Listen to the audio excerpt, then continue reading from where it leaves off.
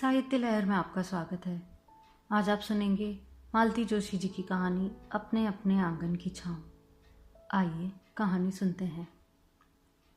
दिनेश लगभग तैयार होकर कमरे से निकला। तो अम्मा, हम हो आए? हाँ बेटा, और देखो स्कूटर ज़रा शांति से चलाना, यह नहीं कि हवा में उड़ने लगो। ठीक है अम्मा। तब तक बहू रानी भी बाहर निकल आई, सजी धजी महक बिखेरती हुई। महीन आवाज में बोली, अम्मा जी, सब्जी बन गई है, कुकर तैयार करके रख दिया है, आटा भी सान दिया है, फुलके में आकर उतार दूंगी, चलेगा ना? 9 बजे तक तो हम लोग आ ही जाएंगे। तुम बेफिक्र होकर जाओ बेटे, लौटने के लिए जल्दी मत मचाना। 4 फुलकों की तो बात है, प्रभा उतार लेगी, तुम इत्मीनान से आना। मुझे जैसे आग लग गई। उन लोगों के जाते ही बुरा सा मुंह बनाकर मैंने कहा, मैं क्या तुम्हारे यहाँ फुलके सेकने आई हूं? अरे तो मैं सेक लूंगी, 4 फुलकों की तो बात है। अम्मा, बात 4 फुलकों की नहीं है, इन लोगों के तौर तरीकों की है। प्रोग्राम बनाते समय ये लोग घर की जरा भी चिंता नहीं करते। सारा काम निपटाकर सेकंड शो भी तो देखा जा सकता है। मैं ही मना करती हूँ रे, कैसा तो जमाना आ गया है, रोज कैसे कैसे तो किस्से सुनती हूँ। बहू बेटियों का रात में निकलना अब मुश्किल ही है समझो। तभी तो बेचारा आधी छुट्टी लेकर आया था, नहीं तो क्या निकलना हो पाता है। वो तो मैं तभी समझ गई थी, महाशय लंच टाइम में ही घर आ गए थे, तभी समझ लिया था कि कोई प्रोग्राम है। पर मुझे उन लोगों ने, यहाँ तक कि अम्मा ने भी हवा नहीं लगने दी। गुस्से से मैं जैसे उफनने लगी। कहा, अम्मा, मुझसे पूछ ही लेते तो कोई मैं उनके साथ चली जाती, पर इंसान मुंह देखी करता तो है। बहू ने मुझसे पूछा था, पर मैंने ही मना कर दिया। अरे तुम क्या उनके साथ जाती अच्छी लगती? हमारे सिनेमा भी तो आजकल ऐसे चले हैं कि। अम्मा जैसे बहू का वकालतनामा लेकर बैठी थी। मैं तिलमिला उठी। कहा, अम्मा, बहुत ढील दे रही हो तुम, बाद में पछताओगी। सारी नादिर शाही बस हमारे ही लिए थी। हमारे जमाने में तो सिनेमा के नाम पर घर में महाभारत मच जाती थी, वो भी छठे चौमासे कभी जा पाते थे। सहेली के यहाँ भी जाने का मन होता था तो फरमान निकलता था कि चूल्हा चौका निपटा कर जाओ। अब बुढ़ापे में तुम में बड़ी फुर्ती आ गई है। लल्ली, समय देखकर बदलना पड़ता है। तब तो मेरे पास तुम्हारे बाबूजी का बल था, अब तो बच्चों का मूड देखकर ही चलना पड़ता है। आप सब लोग एक जैसे ही हो, वहां भी यही हाल है। किस्मत तो हमारी खराब है, हमने तो यहाँ भी भुगता, हम वहां भी भुगत रहे हैं। उस समय तो मम्मी जी पापा जी बड़े कायदे कानून वाले बनते थे। पहनने ओढ़ने पर, हंसने बोलने पर, घूमने फिरने पर 100 बंदिशें थी। और अब तुम्हारी तरह उन्होंने भी रंग बदल लिया है। छोटी के सामने हथियार डाल दिए हैं, जो मर्जी आए पहने, जब मन चाहे सोए, जहां इच्छा हो घूमे, कोई रोक टोक नहीं। इतने पर भी गले का हार बनी हुई है। नौकरी करती है ना बेचारी, इतनी रियायत तो बरतनी ही पड़ती है। तो क्या हम नौकरी करने लायक नहीं थे? उस समय तो यह तुर्रा था कि इस घर की बहू बेटियां नौकरी नहीं करेगी। मम्मी जी ने तो साफ कह दिया था कि जो कुछ करना है अपने बच्चों को संभाल कर करो, हमसे आयागिरी नहीं होगी। अब छोटी की गुड़िया को संभाल रही है कि नहीं? वैसे वो क्या संभाल रही है, देखना तो हम ही को पड़ता है, बस नाम मम्मी जी का होता है। लल्ली, एक बात कहें? अम्मा का स्वर एकदम गंभीर हो आया। बहू के सामने अपनी रामायण मत खोला करो, बुरा असर पड़ता है। मतलब कल को वह पियर जाकर हमारे भी किस्से सुनाएगी, या कि कल को हम ही से कहेगी कि आपकी बिटिया ससुराल में कौन सा जस कमा रही है। मैं स्तब्ध रह गई। क्या ये वही अम्मा है जो मेरी ससुराल की गाथा बड़ा रस ले लेकर सुनती थी? यही नहीं, ससुर को उपेक्षित करने के, सास को निरुत्तेजित करने के अमोघ नुस्खे भी बताती थी। अपने ससुराल में मैंने बड़े शहीदाना भाव से ही प्रवेश किया था।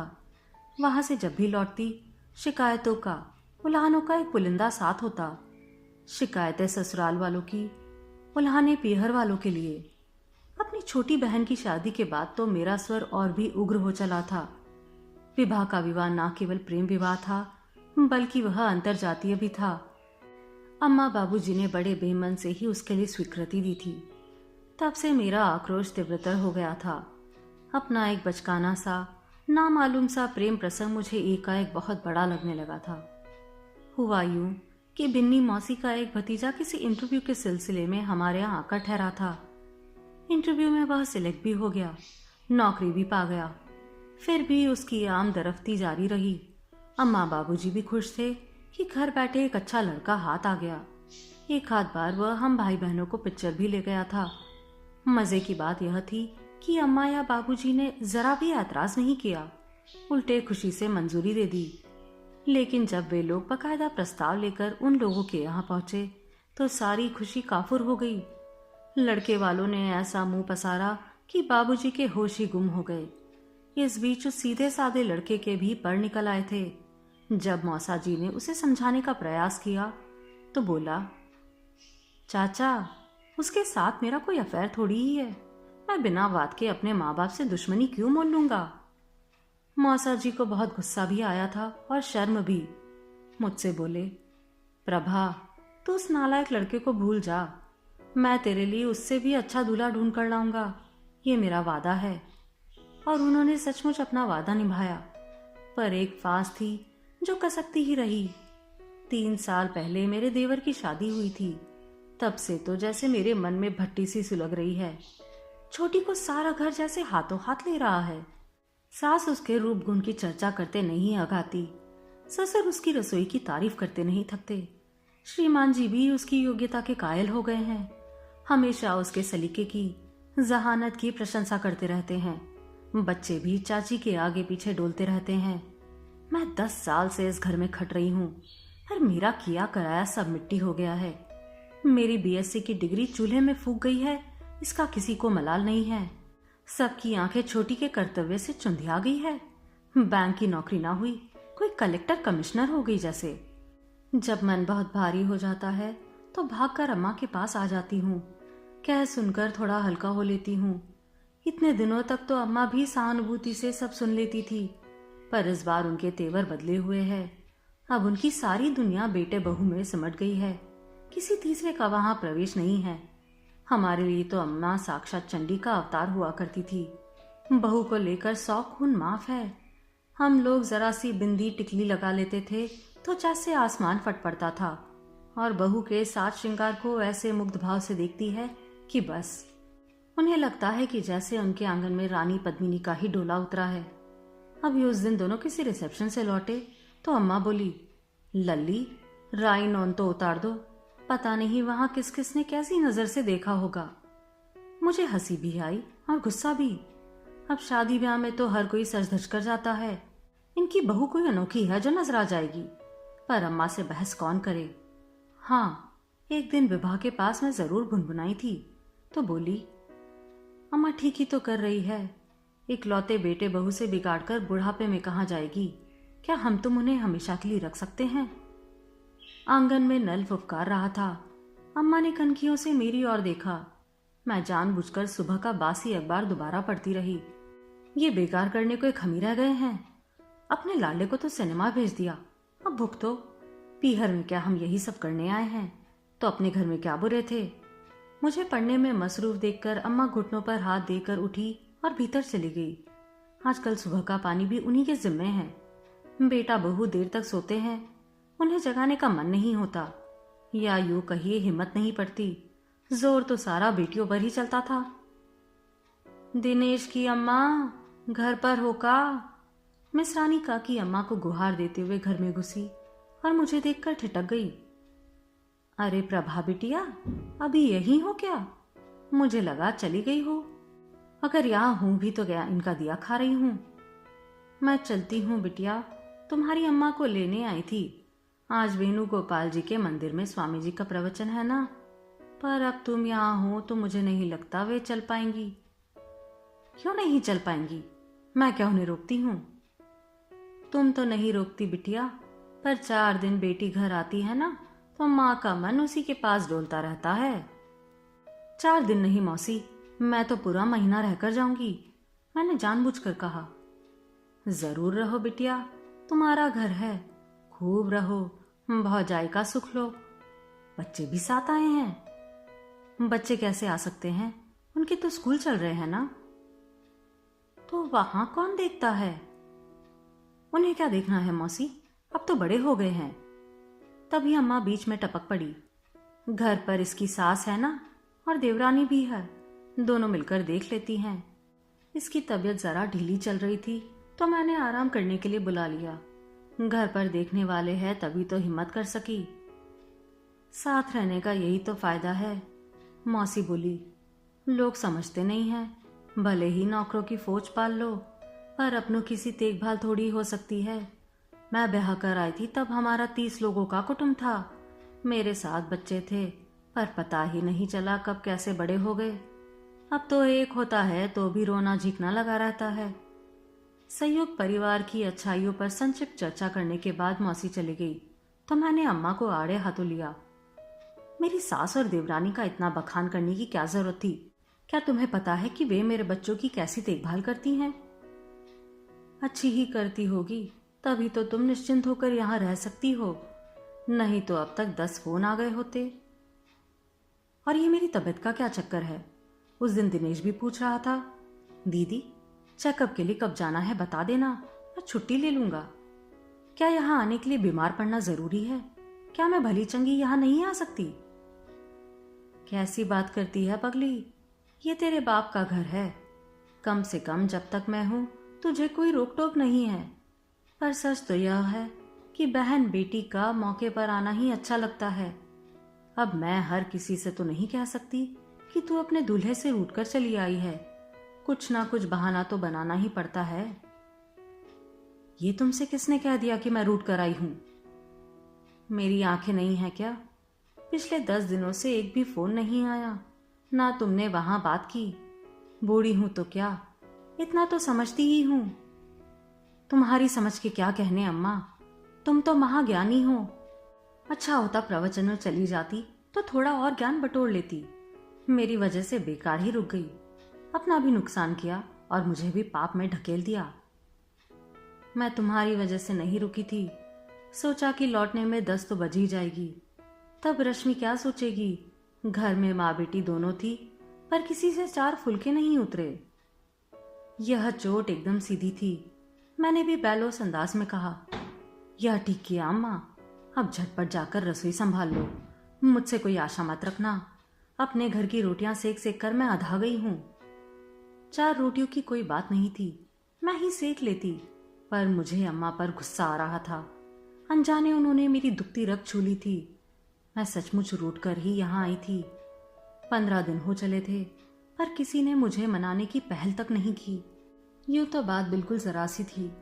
विवेक शीतल दक्षिण भारत की यात्रा पर गए थे। लौटते समय सबके लिए कुछ ना कुछ लाए थे। मेरे लिए मैसूर सिल्क, मम्मी जी के लिए कांजीवरम, पापा जी के लिए पूजा वाली रेशमी धोती, पूर्वा के लिए रेशमी बॉर्डर वाली घाघरा चोली, प्रतीक और उसके पापा के लिए सिल्क के कुर्ते। 2 दिन तक आने जाने वालों के सामने सब चीजों का प्रदर्शन होता रहा और शीतल की तारीफ भी। मुझे तो सुन सुनकर चिढ़ आने लगी थी। जब वे 2-4 बार मेरी साड़ी मंगवा चुकी तो मैंने जाकर मम्मी जी के सामने ही पटक दी। कहा कि जब सबका देखना हो जाए तो मेरे कमरे में भिजवा दीजिएगा।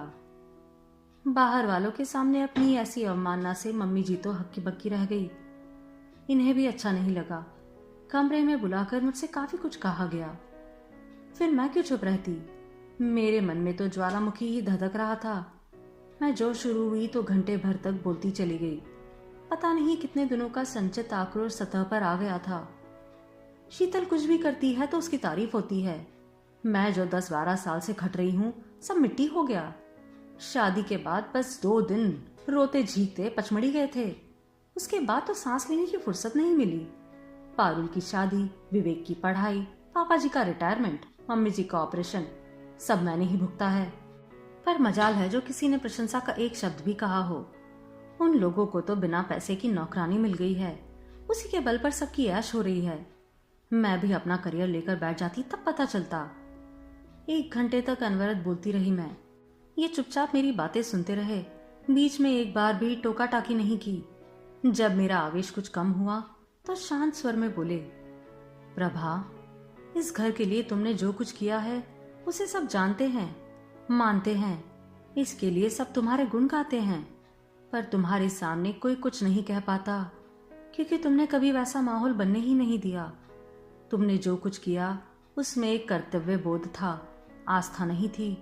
तुमने सब कुछ दिया, अपना समय भी, अपना श्रम भी, पर अपनत्व नहीं दिया। तुम जिस निर्लिप्त भाव से करती रही, लोग उसी औपचारिकता से उसे लेते रहे। ना लेने में रस रहा, ना देने में। यही शीतल तुमसे बाजी मार ले गई। उसने वही दिया जिसके लिए इस घर के लोग तरसते रहे। उसने भरपूर प्यार दिया, अपनापन दिया है।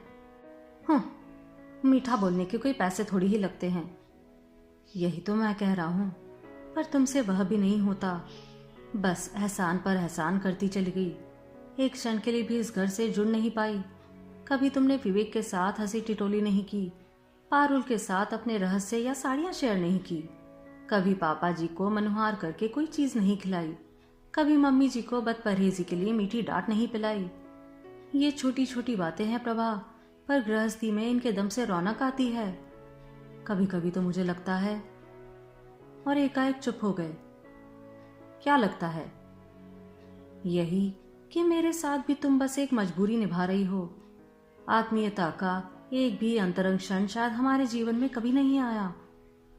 यह एक कड़वा सच था जिसे सुनकर मुझे शर्म से गड़ जाना चाहिए था, पर अपनी गलती स्वीकार करने के बदले मैं फुंकार उठी। ठीक है, अगर मैं आप लोगों की नहीं हो सकी तो मुझे अपने घर भेज दीजिए। पराए घर में कटने का मुझे भी कोई शौक नहीं है। उन्होंने कोई प्रतिवाद नहीं किया। अम्मा की बीमारी का बहाना बनाकर मुझे दूसरे दिन ही गाड़ी में बिठा दिया। वापसी के बारे में ना उन्होंने कुछ पूछा, ना मैंने बताया। मेरे सकुशल पहुंचने का एक फोन दिनेश ने कर दिया था, बस। उसके बाद कोई संवाद नहीं। आते समय बहुत ताव में थी मैं। सोचा था मेरे आने के बाद वहां एक महाशून्य पैदा हो जाएगा, जिसे शीतल की मीठी बोली और मम्मी जी के भाषण भी नहीं भर सकेंगे। पर अब डर लगने लगा है। बड़े से बड़ा शून्य भी समय के साथ भर जाता है। उन लोगों को भी मेरे ना होने की आदत पड़ जाएगी। क्या पता पूर्वा और प्रतीक भी माँ के बिना जीना सीख लेंगे। और जिनके दम पर इतनी ठसक दिखाई थी, उन्होंने भी तो निराश ही किया है। दबी जबान से अम्मा ने भी जता दिया है कि बहन बेटी का बेमौके पीहर में आना अच्छा नहीं लगता। उल्टे सीधे ख्यालों का बोझ इतना भारी हो गया था कि घर में मेरा दम घुटने लगा था। मैंने साड़ी बदली, चप्पल पहनी और पर्स लटकाकर बाहर चली गई। अम्मा से कहने की भी जरूरत नहीं समझी। कुछ देर तक बाजार में यूं ही चहलकदमी करती रही। फिर पता नहीं क्या सोचा, टॉफी बिस्कुट खरीदे, एक मिठाई का डब्बा लिया और रिक्शे पर बैठकर सीधे विभा के यहाँ चल दी। विभा का घर शहर के एकदम दूसरे छोर पर है। टैक्सी के 45 रुपए चुकाते समय मेरी जान जल रही थी। विभा की सास कंपाउंड में ही कुर्सी पर बैठी मिल गई। इस औरत को जब भी देखा है, बुनाई करते ही देखा है। पता नहीं एक साल में कितने स्वेटर निकाल लेती है। नमस्ते माँ जी। उन्होंने चौंक कर सिर उठाया। अरे प्रभा, तुम आओ भाई। विभा ने बताया था कि तुम आई हुई हो। मुझे तो लगा था अब तक लौट गई होगी। आपसे बिना मिले मैं कैसी चली जाती, मैंने विनम्रता से कहा। वैसे गुस्सा तो इतना आ रहा था कि कह दूं, अब तक यहाँ हूं तो आपको क्या परेशानी है? अपने भाई के घर पर हूं, कोई आपकी रोटियां तो नहीं तोड़ रही हूं। विभा के लौटने में तो अभी देरी होगी ना? हाँ, 6 बजे के बाद ही आती है। दोनों साथ ही आते हैं। प्रसाद कहाँ है? ट्यूशन गया है, 7 बजे लौटेगा। अब उन्हें याद आया कि मैं अब तक खड़ी हूँ। बोली, अंदर चलोगी या यहीं बैठोगी? कुर्सी लानी पड़ेगी। मैं चुपचाप एक कुर्सी उठा लाई और उनके सामने बैठ गई। विषय तो सारे समाप्त ही हो गए थे। मैं यूं ही उनके स्वेटर की डिजाइन देखती रही। हवा में ठंडक बढ़ रही थी। वे अपने आसन पर जमी हुई थी। तभी एक स्कूटर गेट के पास आकर रुका और मैंने राहत की सांस ली। विभा और देवेन लौट आए थे। विभा बेहद थकी हुई लग रही थी, पर मुझे देखते ही उसका चेहरा खिल उठा। ओह, व्हाट अ प्लेजेंट सरप्राइज दीदी। अब कुछ भी कह लो, सरप्राइज तो है ही। ऐसे तो तुम लोग बुलाने से रहे, सोचा खुद ही निमंत्रण ले लूं। क्या बात करती हैं दीदी? विभा से पूछो। मैंने कितनी बार कहा होगा कि दीदी आई है तो उन्हें एक दिन खाने पर बुला लो। हम झूठे कहीं के, इन्हें तो शायद यह भी पता नहीं होगा कि मैं अब तक यहीं हूँ। औरों की तरह यह भी यही सोच रहे होंगे कि मैं वापस लौट गई हूँ। फिर भी सौजन्यवश कहना पड़ा, देखिए, आपका बहुत मन था ना, इसलिए मैं खुद ही चली आई। यह आपने बहुत अच्छा किया, देवेन ने प्रसन्न मुद्रा में कहा। विभा लेकिन कुछ असमंजस में दिखाई दी। उसने इशारे में देवेन को भीतर बुलाया। 2 मिनट में ही वे बाहर आ गए और स्कूटर पर बैठकर चले गए। ये उन्हें आते ही कहाँ भेज दिया? मैंने भीतर जाकर कहा। किसी फॉर्मेलिटी की जरूरत नहीं है, मैं तो ऐसे ही आ गई थी। फॉर्मेलिटी क्या करूंगी दीदी, बस सब्जी भर मंगवाई है, उसने चाय चढ़ाते हुए कहा। रोज तो लेते हुए ही आते हैं, पर आज हौसला ही ना रहा। तबीयत तो ठीक है ना तुम्हारी? बहुत थकी हुई लग रही हो, मैंने उसके निस्तेज चेहरे को ध्यान से देखते हुए कहा। अभी 8 दिन पहले डीएनसी करवाई है, उसी की कमजोरी है। पर डीएनसी क्यों? प्रसाद तो अब 5 साल का हो गया है ना? हाँ, अभी तो थोड़ी फ्री हो पाई हूँ। फिर से वह सब करने की हिम्मत नहीं है। घर में देखने वाला कोई नहीं है और नौकरी मैं छोड़ नहीं सकती। क्यों, माँ जी है तो? उत्तर में उसने कप मेरी ओर बढ़ाते हुए कहा, लो चाय पी लो।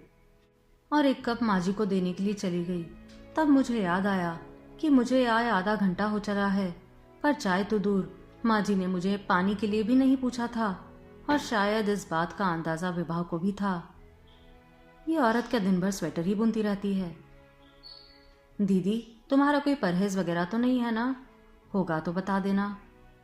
विभा का यह सवाल एकदम बेतुका था, पर यह समझाने के लिए काफी था कि वह अपनी सास के विषय में कोई बात नहीं करना चाहती थी। हम लोग चाय पी रहे थे कि देवन लौट आए। सब्जी के साथ दही, घी, पापड़ का पैकेट और रसगुल्ले का टिन भी था। मुझे यह औपचारिकता अच्छी नहीं लगी, पर मैंने कुछ नहीं कहा। चाय पीकर चुपचाप मटर छिलने लगी। तब तक विभा ने प्रोसेसर में आटा लगा दिया था। बाप रे विभा, ये कितना आटा लगाया है? तुम्हारी दीदी क्या कोई राक्षस है? 2-4 बार का इकट्ठा ही लगा देती हूँ दीदी। सुबह तो इतनी भागम भाग मची रहती है कि बस, और शाम को इतनी थक जाती हूँ कि कुछ करने का मन ही नहीं रहता। जी करता है खिचड़ी खाकर सो रहूं, पर खिचड़ी से सबका गुजारा तो नहीं होता ना। मैंने बाहर झांका। अपना कप लेकर देवेन माँ के पास जाकर बैठ गए थे। फर्क इतना था कि माँ जी अब हॉल में आकर टीवी के सामने जम गई थी। मैंने विभा की ओर देखा। वह सचमुच बहुत थकी हुई थी। उसका साथ देने वाला कोई नहीं था। विभा, तुम सब्जी वगैरह देखो, तब तक मैं फुल्की उतार लेती हूँ। अरे नहीं दीदी, जरा सी देर के लिए तो आई हो, यहाँ भी काम करोगी? अपने घर पे तो करती ही हो। वैसे भी ये लोग शाम को गरम फुल्के ही खाते हैं, खाने बैठेंगे तो उतार दूंगी। इसी बीच प्रसाद ट्यूशन से लौट आया। अपना काम रोककर विभा ने उसके कपड़े बदले, हाथ मुंह धुलाया, दूध का ग्लास थमाया और वापस रसोई में जुट गई। बाहर माँ बेटे बदस्तूर बातें करते रहे। तो सच कहती है क्या? यही कि घर में देखने वाला कोई नहीं है। वह फीकी सी हंसी हंस दी, पर जवाब में उसने कुछ नहीं कहा। जाहिर था वह इस विषय पर बात नहीं करना चाहती थी। जब प्लेट लगनी शुरू हुई तो मैंने कहा, विभा, अभी मेरी मत लगाना, मैं बाद में तुम्हारे साथ खाऊंगी। पर माँ जी नहीं मानी।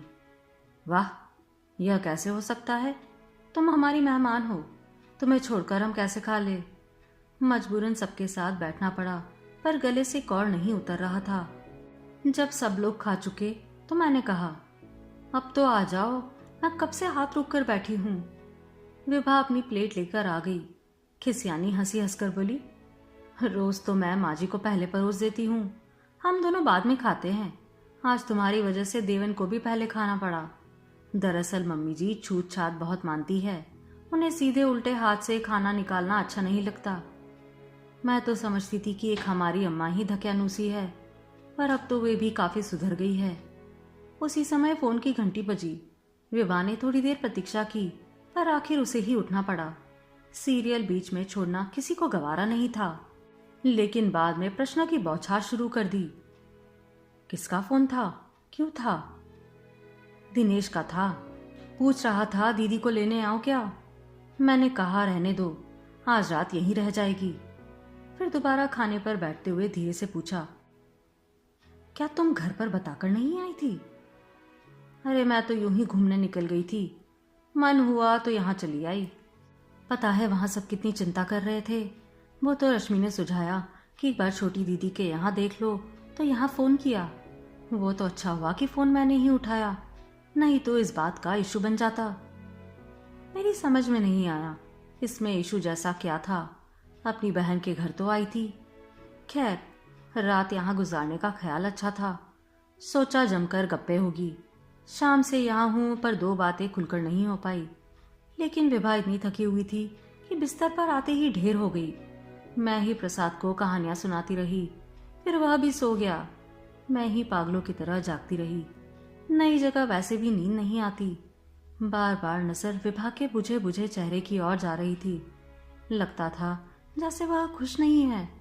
अभी कल तक मुझे उसकी किस्मत पर रश्क होता था। मनपसंद दूल्हा, अच्छी सी नौकरी, प्यारा सा घर, फूल सा बच्चा, फिर वह इतनी बुझी बुझी सी क्यों है? अम्मा के यहाँ आती है तो कैसे खिलखिलाती रहती है। लगता है जैसे इसके जीवन में कोई दुखी नहीं है। और अब इसकी आंखों में इतना सूनापन क्यों है? कहीं यह कमजोरी का कारण तो नहीं? अभी पिछले हफ्ते ही डीएनसी करवाई कह रही थी। मैं तो यहीं थी तब। डर के मारे अम्मा को ना बताया हो, पर मुझसे तो कह सकती थी। 2 दिन के लिए मैं यहाँ आ जाती, इसे कुछ तो आराम मिलता। पर इसने तो खबर करना भी जरूरी नहीं समझा। विभा, मैंने आवाज दी। वह नींद में कुनमुनाई और करवट बदलकर सो गई। मेरा अभियोग मन में ही रह गया। सुबह आराम से उठी, देखा विभा रोटियां बेल रही है। अरे तुम तो नहा चुकी? हाँ, माँ जी के लिए भी अभी से बनाकर रखती हूँ ना। इतनी बंदिश, बाप रे। अम्मा से तो बात बात पर लड़ लेती थी, पर बेचारी ने सास के सामने हथियार डाल दिए। मैं सोच ही रही थी कि बिना नहाए किचन में जाऊं या नहीं, तभी विभा ने कहा, दीदी मैं तुम्हारी चाय वही ला रही हूँ। मैं वहीं डाइनिंग टेबल पर बैठ गई। बहन का हाथ बटाने का विचार छोड़ दिया। देवेन भी मेरे पास आकर बैठ गए थे। कल से उनके साथ भी ढंग से बात नहीं हो पाई थी। सुनो, विभा ने पति से कहा, आज तुम अकेले चले जाना, मैं दीदी को घर छोड़ते हुए आ जाऊंगी। हम लोग थोड़ा जल्दी ही निकल जाएंगे। बस से जाना है ना, देर लगेगी। तो ऑटो कर लेंगे ना? नहीं दीदी, बेकार 50 रुपए फूकने से फायदा। बस अब तुम जल्दी से तैयार हो जाओ। मैं तैयार होकर आई, तब तक वह खुद भी तैयार हो चुकी थी और प्रसाद को यूनिफॉर्म पहना रही थी। उसे देवेन के साथ भेजकर उसने दाल चावल का कुकर तैयार किया। माँ जी जला लेंगी। 12:30 बजे पर प्रसाद आता है। माँ जी 12 बजे गैस जला देती हैं। हाँ, बच्चा गरम गरम दाल भात तो खाए, रोटी तो बेचारा ठंडी ही खाता है। माँ जी ने बिसर कर कहा। मन हुआ कि कह दूं, आप किस मर्ज की दवा हैं, 2 रोटियां नहीं बना सकती, पर चुप ही रही। बहू की अनुपस्थिति में पोते को खाना खिला देती है, यही क्या कम है। कल से जो देख रही हूँ उनसे उससे ज्यादा उम्मीद भी नहीं की जा सकती। देवेन और उसकी माँ से विदा लेकर हम लोग 9:30 बजे ही निकल पड़ी। सड़क पर आकर मैंने कहा, विभा तुम मेरे लिए क्यों हलकान हो रही हो? मैं अकेली ही चली जाती। मैं जानती हूँ दीदी, जब अकेली आई हो तो अकेली भी जा सकती हो। मैं तो अपने ही स्वार्थ के लिए तुम्हें साथ लेकर चली हूँ, इसलिए बस से जाना तय किया है। पैसे भी बचेंगे और कुछ देर साथ भी हो जाएगा। घर में तो तुमसे ठीक से बात भी नहीं हो पाई, एक तो काम और दूसरी जासूसी। क्या मतलब? जासूसी कैसी? हमारी परम पूजनीय सासू माँ है ना, कब दबे पांव दरवाजे पर आकर खड़ी हो जाती है पता ही नहीं चलता। इस घर में तो पति पत्नी का एकांत भी सुरक्षित नहीं है। अब प्रसाद को ट्रेनिंग दे रही है, उसके सामने बात करते भी डर लगता है। फौरन जाकर दादी को बता देता है। देवेन कुछ नहीं कहते? वे तो पूरे श्रवण कुमार है। उनकी माताश्री ने हमारे अंतर्जातीय विवाह को स्वीकृति दी है, उसका एहसान अब हमें जिंदगी भर उठाना पड़ेगा। इसमें एहसान की क्या बात है? बुढ़ापे में इकलौते बेटे से बिगाड़ कर क्या कर लेंगी भला? इस स्वीकृति में उनका अपना स्वार्थ भी तो है। पर ये इतनी सी बात मेरे मियाँ को कौन समझाए? वे जैसे अपनी माँ के सामने बिछे जाते हैं, पर वे अपने आसन से इंच भर भी नहीं हिलती। यूं तो मुझसे बड़े प्रेम से बोलती है, पर दिन भर अपने उच्च वर्णीय होने का दम भरती रहती है। संस्कारों के नाम पे सारे नियम उपनियम का कठोर पालन करवाती है। कभी कभी मन इतना खराब हो जाता है कि बस। मुश्किल तो यह है कि किसी से यह सब कह भी नहीं पाती। अम्मा तो फौरन कह देगी कि तुम्ही ने अपने पैरों पर कुल्हाड़ी मारी है, हम क्या करें। अम्मा ढूंढती तो क्या इससे अच्छा ढूंढ पाती। मेरे लिए कौन सा धना सेठ लाई है। पर आज तुम अम्मा से कह तो सकती हो कि मुझे कहाँ पटक दिया है। मेरे लिए तो वह भी संभव नहीं है। बस जल्दी ही आ गई थी। भाग्य से भीड़ भी ज्यादा नहीं थी। हमें अगल बगल वाली 2 सीटें मिल गई थी। खिड़की के पास बैठकर मैं कुछ देर तक फिसलती हुई सड़क को देखती रही, पर दिमाग में विभा की बातें चक्कर काट रही थी। कितनी दुखी है बेचारी, और मैं पागल बेवजह उससे ईर्ष्या करती रही हूँ। विभा, मैंने सांत्वना के स्वर में कहा, ये सास लोग सब जगह एक सी होती है, कुछ गरम कुछ कम गरम, पर नरम तो कोई नहीं होती। तुम्हारे श्रीमान जी तो ठीक है ना? हाँ ठीक ही है। सच तो यह है दीदी कि प्रेमी और पति में बहुत अंतर होता है, पर यह अंतर शादी के बाद ही पता चलता है। यह तो मेरे लिए एकदम नई बात थी। इसी आदमी के लिए विवाह घर परिवार से समाज से लड़ गई थी। आज उसी को लेकर मोह भंग की त्रासदी भुगत रही है। मेरा मन करुणा से भर आया। मैंने कनखियों से उसकी ओर देखा। वह एकटक एक पोस्टर को देख रही थी। किसी डेंटल टॉनिक का विज्ञापन था, पर उस पर बना बच्चा बड़ा प्यारा था। ये बच्चा कितना प्यारा है ना? दीदी, मैं यह बच्चा चाहती थी। उसकी बात समझने में मुझे एक क्षण लगा। उसका मंतव्य समझते ही मैंने कहा, तो हो जाने देती ना? मैंने तो कल भी कहा था। किसके भरोसे होने देती? प्रसाद को तो एक तरह से अम्मा ने ही पाला है, पर अब तो उनका भी बुढ़ापा है। फिर वहां भी अब एक नन्हा मुन्ना आने वाला है। अम्मा के लिए तो पहली प्रायोरिटी वही होगा ना। लेकिन प्रसाद को एक साथी तो जरूर चाहिए। तुम्हें इस विषय पर गंभीरता से सोचना होगा। इकलौता बच्चा बहुत अकेला पड़ जाता है। इकलौता बच्चा क्या होता है, इससे मुझसे अधिक कौन जान पाएगा। रोज ही भुगत रही हूँ। मुकम्मल समस्या होता है वह। उसे अपने मन की करने की आदत पड़ जाती है। ना वह जिम्मेदारियां शेयर करता है, ना सुविधाएं, ना सुख दुख में साथ देना जानता है। एक हमारे महाशय है ना, 32 साल की उम्र में भी अम्मा के पल्लू से बंधे हुए हैं, किसी तरह बढ़ना ही नहीं चाहते। एक मैं हूं जो दिन भर दिन बुढ़ाती जा रही हूं। वह कुछ देर चुप हुई, फिर एक सांस लेकर बोली, कैसी विडंबना है ना दीदी। मैं अपनी मर्जी से एक बच्चा भी पैदा नहीं कर सकती, जबकि यह बच्चा मेरे लिए बहुत जरूरी था। अपने ही घर में मैं एकदम अकेली पड़ गई हूं। मैं सारे कष्ट उठाने को तैयार थी, लेकिन। और फिर से उसने एक उसास भरा और वह चुप हो गई। अच्छा हुआ कि हमारा गंतव्य भी आ गया था, नहीं तो मैं इससे ज्यादा सुनना बर्दाश्त नहीं कर पाती। घर पहुंचते ही अम्मा ने मुझे आड़े हाथों लिया। कैसी लतर पतर चली गई थी तुम। समधी आइन में कोई ऐसे जाता है? और बताकर भी नहीं गई। लल्ला बेचारा हलकान होता रहा। अम्मा बस भी करो, विभा ने डांट दिया। 15 किलोमीटर दूर से बस में धक्के खाते हुए चले आ रहे हैं। पानी तक को नहीं पूछा तुमने और शुरू हो गई। तब तक रश्मि शरबत बनाकर ले आई थी। विभा ने उसे ढेरों आशीर्वाद देते हुए ग्लास उठा लिया। खाना तैयार है दीदी, खाकर जाइए। तैयार है तो टिफिन लगा दो, अब खाने का समय नहीं है। अच्छा दीदी, अब चलती हूँ। अभी तो रहोगी ना? जाने से पहले फोन जरूर करना, एकदम फुरमत हो जाना। मतलब इसे भी मेरे प्रस्थान की ही प्रतीक्षा है।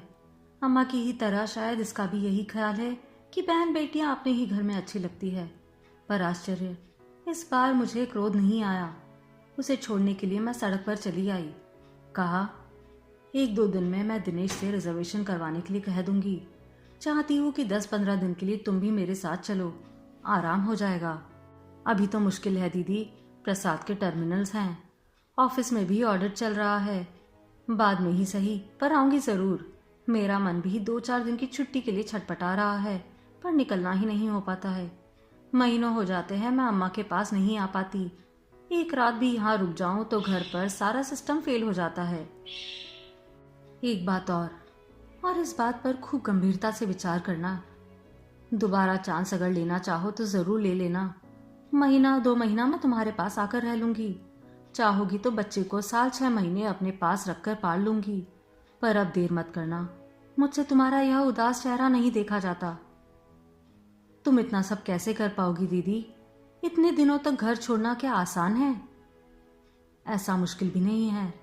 बच्चे मेरे बड़े हो गए हैं, फिर घर में उसकी चाची है, दादी है, और भगवान झूठ ना बुलाए, प्रसाद की दादी के मुकाबले मेरे बच्चों की दादी ज्यादा समझदार और ज्यादा हेल्पिंग है।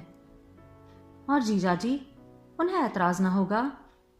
उनका भरोसा ना होता तो क्या इतनी बड़ी बात मैं कह पाती? विवाह के जाने के बाद भी देर तक वहां खड़ी खड़ी अपने ऊपर आश्चर्य करती रही। सचमुच इतनी बड़ी बात मैंने कह दी। किस विश्वास से, किस अधिकार से? अरसे बाद मेरे मन में उस घर के प्रति अपनत्व उमड़ आया। अब मुझे किसी मनुहार की, किसी निमंत्रण की प्रतीक्षा नहीं थी। आप सुन रहे थे मालती जोशी जी की कहानी अपने अपने आंगन की छाँव।